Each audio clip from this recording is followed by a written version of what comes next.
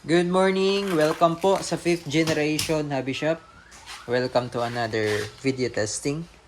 Shoutout po natin si Sir Gamal of Lanao del Norte.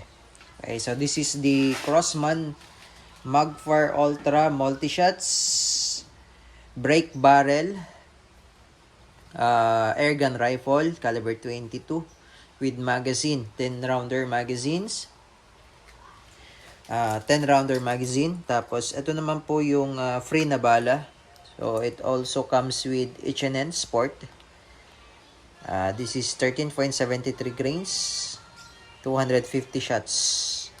Yan, kasama na siya sa package and may order si sir na extra pellet. This is the Umarex Cobra, 15.7 grains, 200 shots. Yan.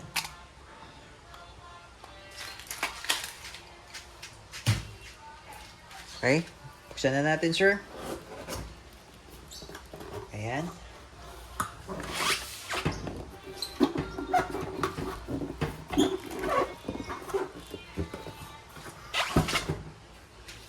Okay, so, this is the magazine.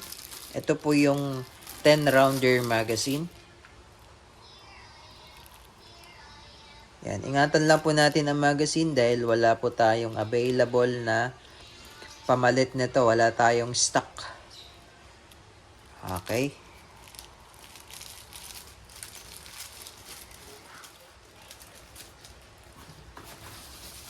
And this is the scope out of the box na kasama ng unit.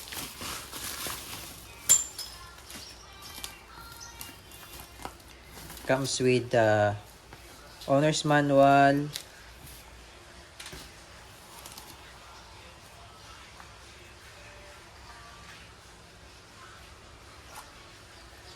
yeah, this is 39 by 40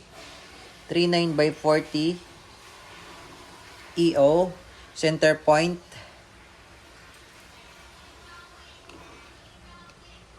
Ayan.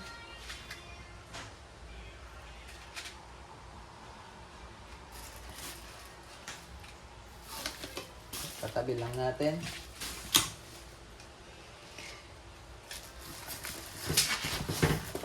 And of course, the unit.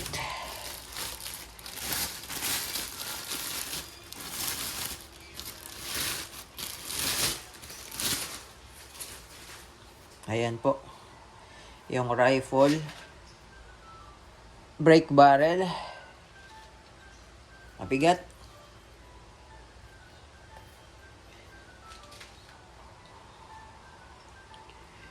Ayan, ang ganda ng iron sight niya, na-adjust po yan, sir. So, kung hindi nyo naman kakabitan ng scope, magagamit nyo pa rin dahil meron siyang iron sight. Unlike dun sa Benjamin Prowler, wala talaga siyang iron sight. So, kailangan talagang kabitan ng scope.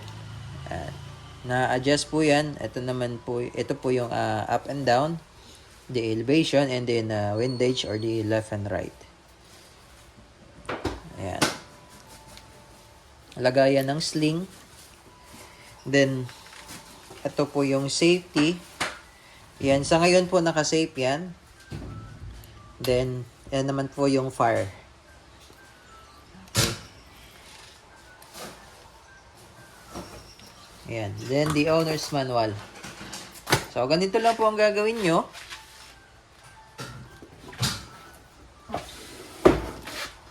Ibe-break nyo lang po yan. Then, i-load muna natin yung magazine.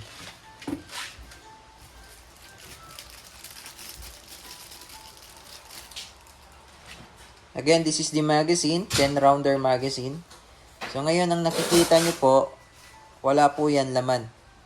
Yan po yung indicator na wala pong laman ng magazine. Ngayon, sa paglo-load, ang gagamitin natin is the Umarex Cobra, 15.7 grains.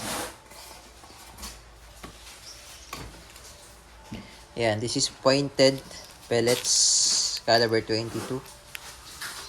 Yan. So, sa paglo-load po, ito po. Meron naman pong indicator dyan kung ano yung position ng bala. Ayan. Makikita nyo po dyan. At yung arrow naman, kung saan papunta yung ikot. Yan. So, clockwise ang ikot. Tapos, ito yung indicator or yung position ng bala. So, dito po siya ipapasok. So, pag ganyan po. Yan. Tapos, ang ikot, clockwise. Yan. Meron na tayong ayan, meron nakalagay na indicator na 9. So, meron na tayong isang na ilagay. Kasi 10 rounder po yan. Hanggang sa mapuno nyo po yung 10. Yan, ganyan lang. Yan, 8.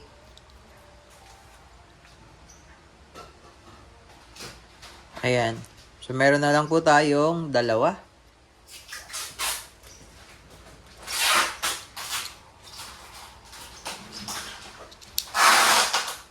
Then last.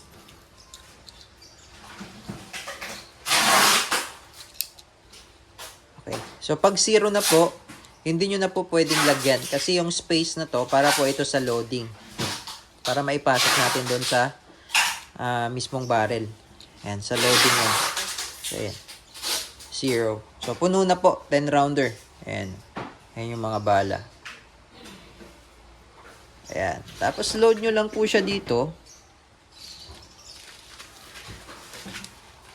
Ayan. Ipapasok nyo lang siyang ganyan. Ayan. Then, diinan nyo lang. Ayan. So, bali lang kayo ng bali. Bali, putok, bali, putok. Ayan. Tapos, pag i-remove nyo naman yung magazine, hatakin nyo lang. Hatakin nyo lang po. Ayan. Ngayon, sir, kung walang magazine, just in case naman na nasira ang magazine, pwede rin siyang mano-mano. Paisa-isa lang po. Paisa-isa ang load. Mano-mano. So, papakita ko lang sa inyo kung saan po ilalagay ang bala. So, babalikin ko na po Ayan. Okay. Dito po niloload ang bala pag mano-mano po, pag walang magazine. Ayan. Dito sa ilalim. Ayan. Medyo mahirap lang lagyan. Pero kaya naman pong lagyan. Yan, pag mano-mano, pag walang magazine. Firing.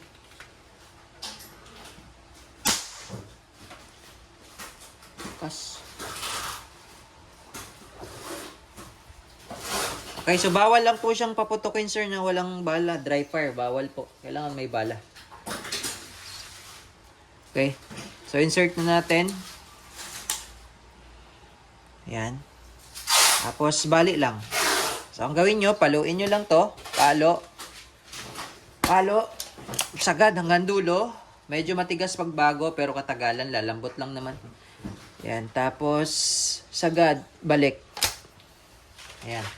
At makikita nyo po dito na, ayan, hindi lang masyadong klaro. Ayan, sir. Ayan. 1. So, first shot. Okay, may indicator naman po kung nakailang putok na po. Okay. So, testing.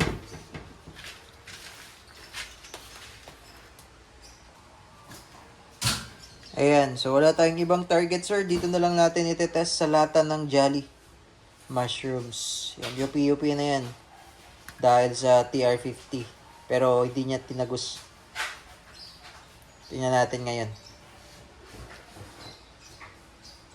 Okay, testing po. Crossman Magfire Ultra. So, hindi ko na po muna nilagay yung scope dahil hindi pa po yung naka-zero. So, ang gagamitin natin ay yung iron sight.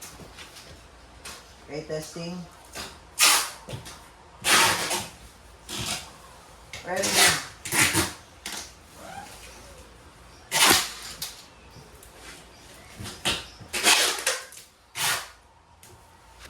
Ayan, sir. O, makikita nyo yung lata.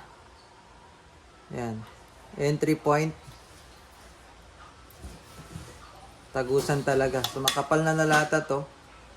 Pero halos hindi siya gumalaw sa sobrang lakas. At tagos. Ayan. So, break tayo ulit, sir. Break natin lang. Ayan.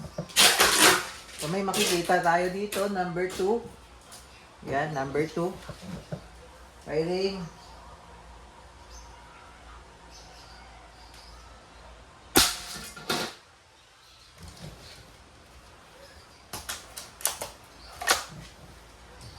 Bali lang po ng bali, sir. Hanggang maubos yung 10.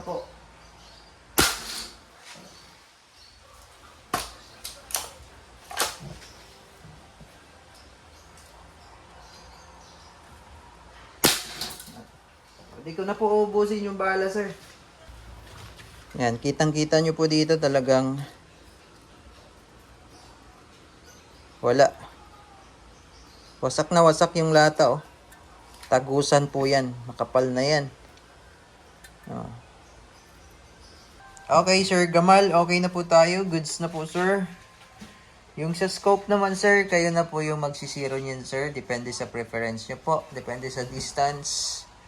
Yan. So, again, this is the Crossman. Crossman Magfar. Yan yung brand. Ito naman po yung model. Magfar Ultra Multi-Shot Brake Barrel. Yan. Meron siyang Quiet Fire Technology. 22 caliber, 900 up to 975 EPS with magazine, 10 round magazine. Okay? So, thank you, sir.